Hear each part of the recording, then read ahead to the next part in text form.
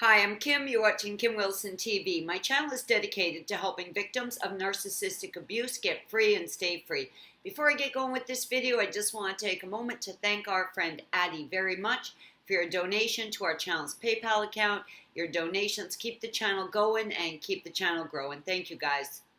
Today's topic is something I've mentioned thousands of times in videos. In fact, I'm sure multiple times in single videos.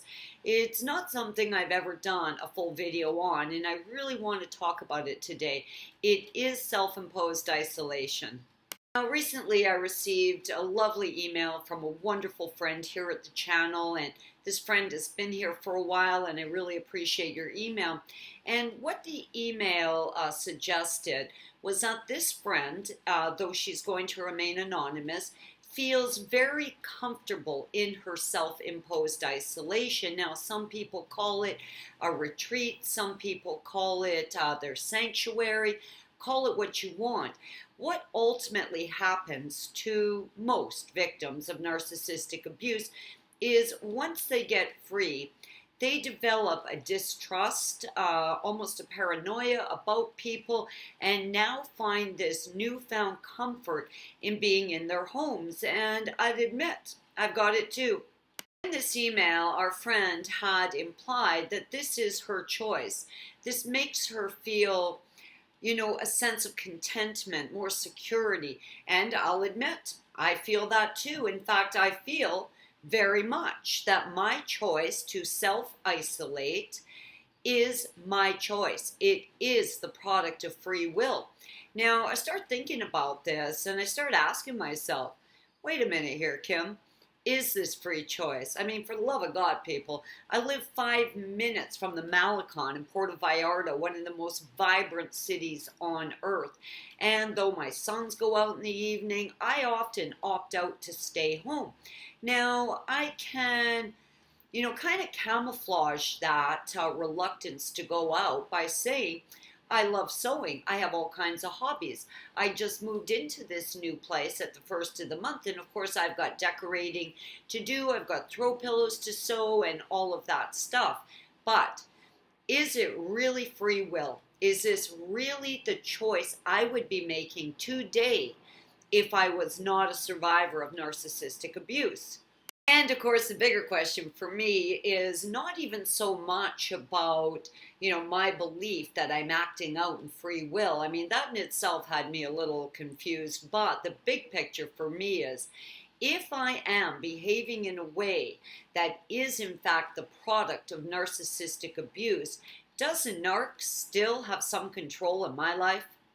Okay, so let's explore free will for a moment. Now, prior to meeting Trevor, I was a very outgoing person. I belonged to all sorts of groups and clubs. I did a lot of community service work.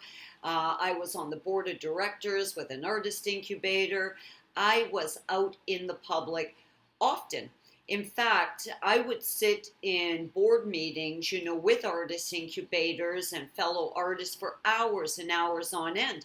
And I would be very comfortable in that setting. Now, I'm not saying I never go out. I do go out, but I will say I go out more on a have to kind of basis. Like, I'll go out shopping, and I've kind of got a time limit on that, like an hour or two. I'm kind of pushing it. I'm now feeling a little antsy, and to be honest with you, I just want to get home. I want to get through that door, and I want to close that door behind me. So this is most certainly a notable change in my life. Now, when I lived in Mexico before, I loved going down to the Malecon in the evenings. I loved to just sit on the bench with the warm ocean breeze, and I just loved to people watch and watch the sights. And of course, the Marigalante boat comes by and blows off the fireworks every night. And I loved it. I really enjoyed doing it. And the boys enjoyed doing it. And they say to me, come on, Ma, come on. And I'll make up some excuse and say, oh, no, Mommy's going to sew some throw pillows. I'm going to do something else. I'm going to take the dog for a walk. I got to wash my hair, all this sort of stuff. Why? Because I do feel safer at home.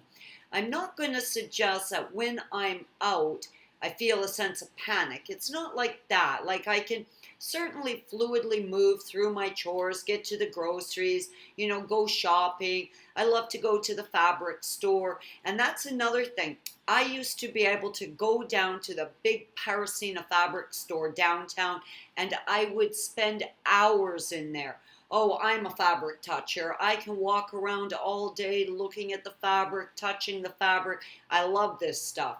I don't do that anymore. I'm kind of in and out of Parisina now, and that in itself kind of sent up a red flag for me and my behavior. With all that said, is this my free will? Is this the decision I would be making for myself? Would I spend more time in the fabric store touching away as I love to? Would I spend more time down on the Malecon in the evenings, or eating out for that matter?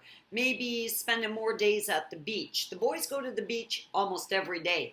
I don't go. Now, initially when I came here, I did go out hiking with them quite a bit, and that was more because I was far more familiar with the area.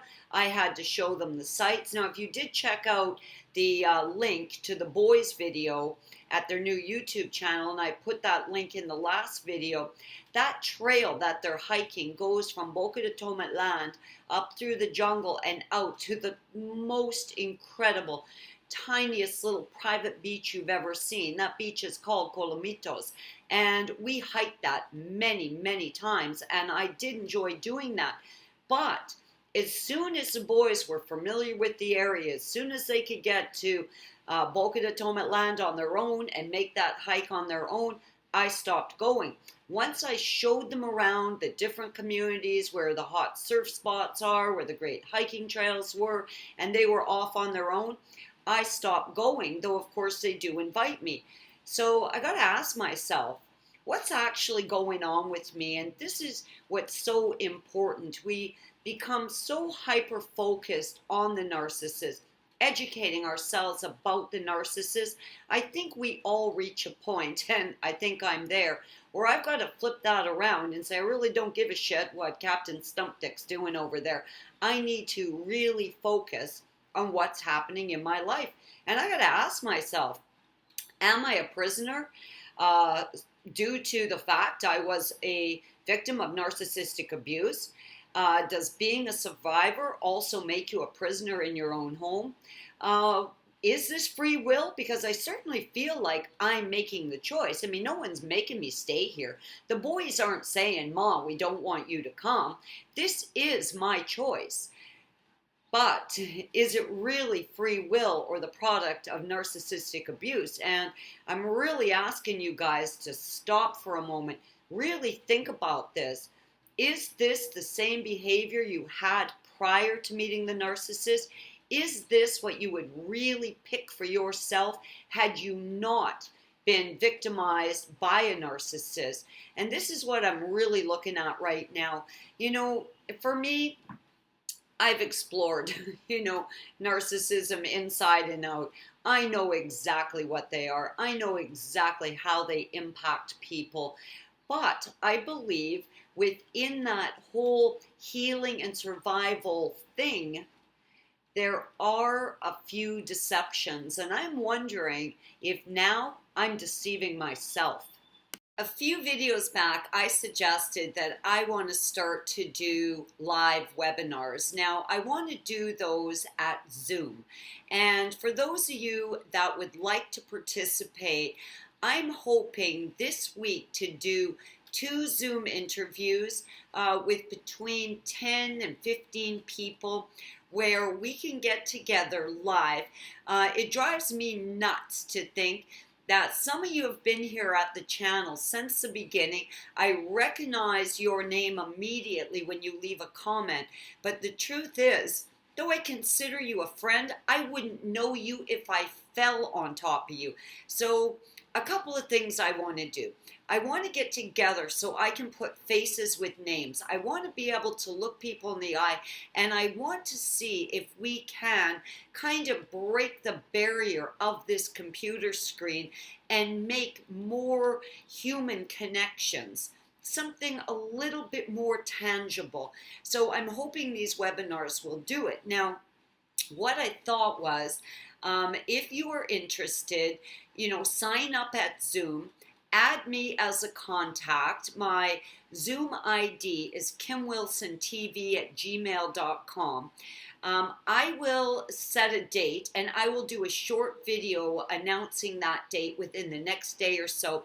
I'm kind of thinking Friday evening, maybe Saturday afternoon, like this week. And I want to do 2 webinars, and this is just a test run to see, how many people can effectively communicate with each other at Zoom. Now, you have to be willing to have people see your face because you will be, live there at Zoom. I've done several interviews at Zoom, but it's always been 2 people. It's never been a larger group. So this is kind of an experiment because I am hoping to get future webinars going regularly. Now, the topic for this first webinar will be self-imposed isolation, free will or not. And I hope you leave a comment under this video because I'm really doing some serious soul searching here. I don't want to live a victim of the aftermath of narcissistic abuse. And to me, that is not fully healing. And I'll tell you, day to day, damn it, I feel good. I feel strong. I feel positive. My creativity is coming back. I feel very inspired. But I rarely leave my house. And when I do, I want to get home fairly quickly. I definitely, as described in this email, feel a sense of safety, security, complacency, contentment. I've got all of that. And I just want to know, is there a way to break this cycle of self-imposed isolation if this is the product of narcissistic abuse? So please leave a comment, share your thoughts about that.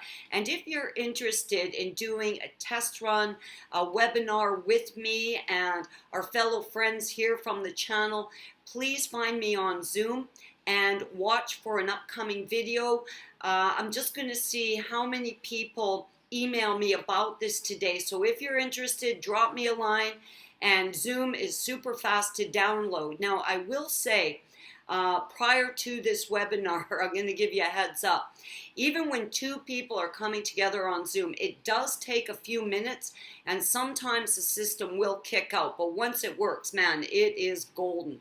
So there will be probably a little learning curve the first few times, so I'd ask that you'd be patient. I'm hoping the webinar will last an hour, but we're probably going to need 30 minutes, to get 10 or 15 people all linked up. I just don't know how all that's going to play out, so it's really just a test run.